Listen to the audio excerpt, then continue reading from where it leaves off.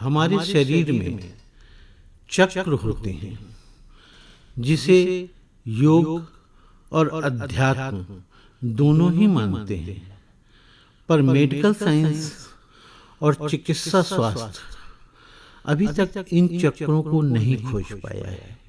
पूरे शरीर में चिकित्सा शास्त्र और विज्ञान को चक्र जैसी कोई चीज नहीं मिली। आइए चक्रों के बारे में योग और अध्यात्म क्या कहता है ये जानते हैं। पहला चक्र, जिसे काम चक्र कहते हैं, जिसे मूलाधार भी कहते हैं, इसकी ध्वनि लाम है। अस्तित्व का एक ही मकसद है, उसने हर जीव की सारी ऊर्जा को उसके काम केंद्र पर एकत्र कर दिया है, जिससे जीव संतति करके जगत को फैलाए। बाकी जीवों के पास ऐसी कोई संभावना नहीं कि वो अपनी उस ऊर्जा को आगे ऊर्ध्व दिशा में ले जा सके, पर मानव जीवन मनुष्य के पास अनंत आयाम है जो अपनी ऊर्जा को ऊर्ध्व दिशा में ले जा सकता है। परमात्मा को भी जब अपनी अंतर ऊर्जा पर काम करना होता है, उसे विकसित करना होता है, तो मनुष्य योनि में आना पड़ता है। बड़े भाग मानुष तन पायो, इसे व्यर्थ मत गमा देना। दूसरा चक्र नाभि के नीचे, इसे स्वादिष्ठान चक्र कहते हैं। इसकी ध्वनि वाम है। जब ऊर्जा इस केंद्र पर आती है तो भय समाप्त हो जाता है, आदमी निर्भीक हो जाता है। आपने देखा होगा, जैसे आप भयभीत होते हैं आपका नाभि केंद्र कब जाता है, और कभी कभी तो मलमूत्र भी छूट जाता है।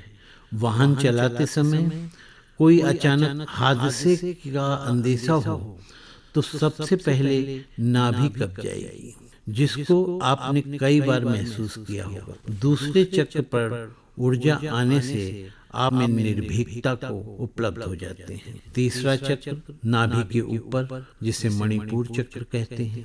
इसकी ध्वनि राम है। इस चक्र पर ऊर्जा आने पर संतुलन स्थापित होता है। आप पाने और छोड़ने दोनों ही अतियों पर नहीं जाएंगे। इससे पहले मनुष्य या तो खाएगा या उपवास करेगा। घड़ी का पेंडुलम एक अति से दूसरी अति तक जाता है, कभी मध्य में स्थिर नहीं होगा।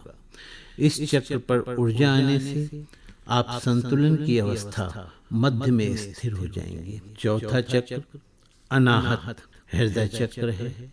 इसकी ध्वनि याम है। इस चक्र पर ऊर्जा आने से आपके भीतर प्रेम पैदा होता है। इससे पहले प्रेम की तो बात की जा सकती है, पर सब काम वासना का ही रूप होगा। इस चक्र पर ऊर्जा आने से प्रेम आपसे बहेगा, किसी के लिए नहीं, वो आपका स्वभाव होगा। कोई आए तो ग्रहण कर ले, नहीं तो आपसे प्रेम झरेगा। जैसे फूल से सुगंध झरती है, किसी के लिए नहीं। फूल खिला है तो सुगंध आएगी। कोई महसूस करे तो ठीक, न करे तो भी फूल की सुगंध समाप्त नहीं होगी। पांचवा चक्र कंठ पर, इसे विशुद्ध चक्र कहते हैं। इसकी ध्वनि हाम है। इस चक्र पर ऊर्जा आने से सत्य की अभिव्यक्ति की क्षमता उपलब्ध होती है।